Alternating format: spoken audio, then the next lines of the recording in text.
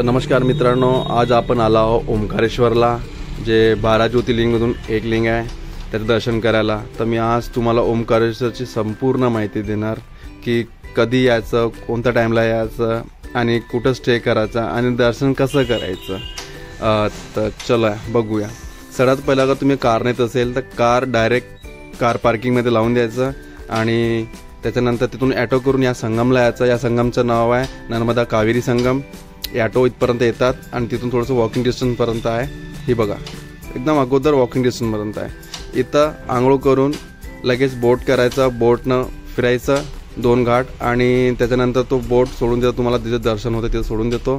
त्याच्यानंतर दर्शन करून रिटर्न यायचं आणि ॲटो पकडून पुन्हा कार पार्किंगमध्ये जायचं आणि कार पार्किंगमध्ये गेल्यानंतर तिथून कार काढून आउटरला तिथं रूम मिळतात आणि तुम्ही ऑफ सीजनला जाणार तर रूम खूप स्वस्त मिळणार। 1000-1500 रुपयात रूम तुम्हाला आरामशी मिळून जाणार आणि तुम्ही 4 या 5-6 जण राहणार तर एका रूममध्ये तुम्ही स्टे करू शकतो 1000 रुपयात आरामशी। ही बघा, ही किती सुंदर संगम नदी आहे। इथं आंघोळ करू, इथं आंघोळ नंतर चेंजसाठी रूम पण आहे। लेडीजचं काही प्रॉब्लेम होणार नाही। फक्त इतकं आहे की इथं स्लिपरी खूप आहे। अगर कोणी बुजुर्ग असेल तर थोडं सांभाळून जायचं, कारण की इथं खूप स्लिपरी आणि अचानक पाणी वाढतो या नदीचं, लगेच पाणी कधी पण येऊ शकतो। आमची खूप निवांत आंघोळ झाली आहे, कारण की भीड नव्हती म्हणून छानपैकी आंघोळ झाली आहे। आणि जे तुम्ही दिसले तुम्हाला ते बांबूचं ते लास्ट बॉर्डर आहे, त्याच्यानंतर जायचं नाही तिकडे आंघोळ करायला, त्याचा पहिलेच आंघोळ करायचं, कारण की लहान मुलं असतात तर ते पाण्याच्या फ्लोमध्ये कधी ती जाऊ शकतात, तर थोडं सांभाळून। आणि हे बघा, काहीच भीड नव्हती त्या दिवशी। आणि याच्यानंतर आता एक बोट, ही जी बोट आहे तुम्ही अशी बोट करू शकता। बोट जास्त घेणार नाही ऑक्सिजनमध्ये, 400 रुपये 500 रुपये घेतात बोट। अगर तुम्ही समजा 7-8 जण असाल तर 500 रुपयात डन करायचं। तो 500 रुपयात डन केल्यानंतर तुम्हाला कावेरी संगममध्ये घेऊन जातो।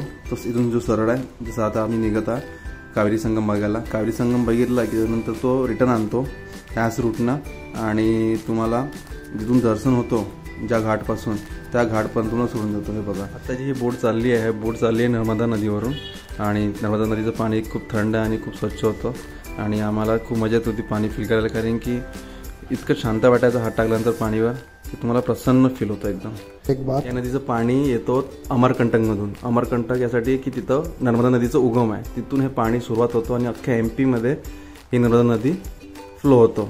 आणि त्याच्यानंतर MP मध्ये असल्यामुळे याचा जिल्हा जो खंडवा जिल्हा आहे खूप, आणि खंडवा जिल्हा खूप छान सिटी आहे, तुम्ही बघू शकता खंडवा जिल्हा पण। आणि हे बघा, आता इथून कावेरी नदी स्टार्ट होणार, तुम्हाला समोर डॅम दिसेल। हे बघा, सोमवारची कावेरी नदी आहे म्हणजे मिक्स आहे, तिथलं पाणी थोडं वेगळं दिसेल आणि तिथपर्यंत जात नाही बोट, नाही तुम्हाला मी दाखवलं असतं।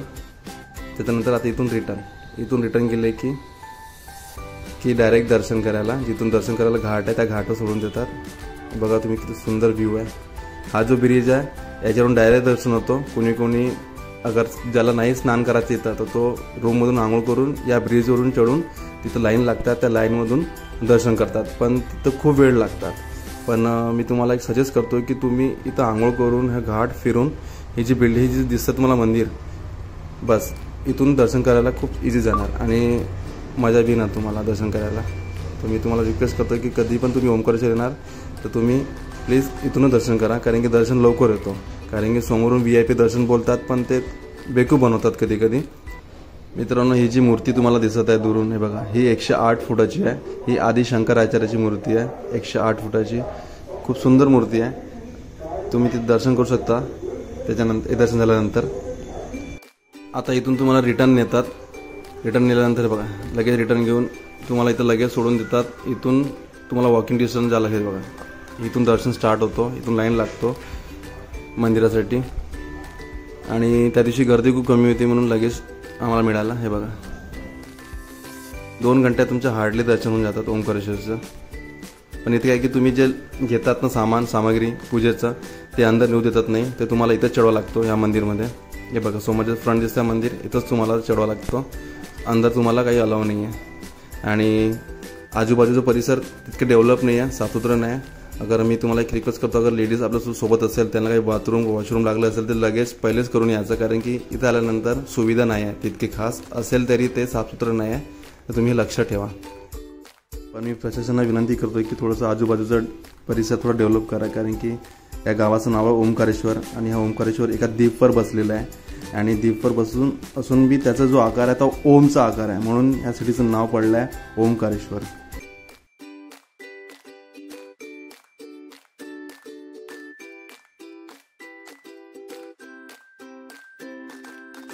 मंदिरचं फ्रंट गेट आहे, इथून एंट्री होतो मंदिरासाठी दर्शन करायसाठी. आणि मी तुम्हाला एक रिक्वेस्ट करतो, लेफ्ट साईडलाच तुम्ही लाईनीमध्ये उभे राहा, कारण की काय होतं की लेफ्ट साईडला तुम्ही राहणार ना, तुम्ही दर्शन बरोबर होणार. कारण की राईट साईडला राहणार तर ते लगेच ढकलतात, तर तुमचं बरोबर दर्शन होत नाही. तर मी तुम्हाला एक सजेस्ट करतो की लेफ्ट साईडला उभे राहा दर्शन करायसाठी, जेणेकरून तुमचं दर्शन खूप छान होणार. कारण की ते इतके ढकलतात की तुम्हाला बरोबर दर्शन मिळणार नाही.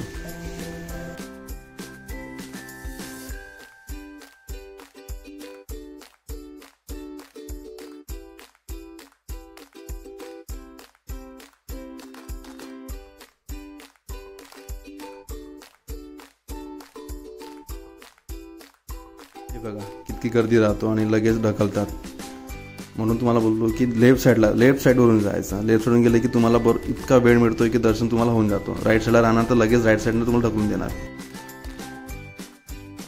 मी खूप ट्राय करत होतो की व्हिडिओमध्ये संपूर्ण शिवलिंग आलं पाहिजे, कारण की गर्दी इतकी होती आणि तिथं मोबाईल आला नव्हता. तरी पण मी तुमच्यासाठी खूप ट्राय करत होतो. अगर तुम्हाला दिसेल बरोबर तर दर्शन करून घ्या. जय महाकाल.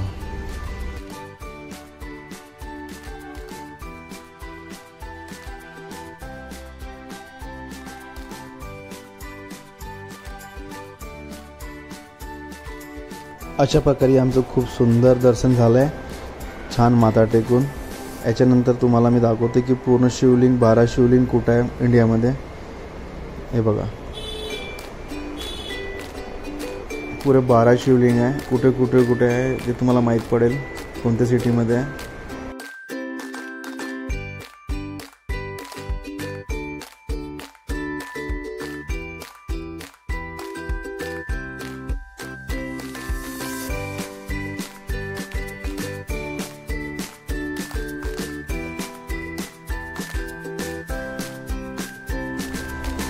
ओमकारेश्वरचं दर्शन झाल्यानंतर या ब्रिजनं वापस जायचं. हाच एक ब्रिज आहे ज्या वापस जायसाठी, आणि कोणी कोणी याच ब्रिजने येतात दर्शन करायसाठी.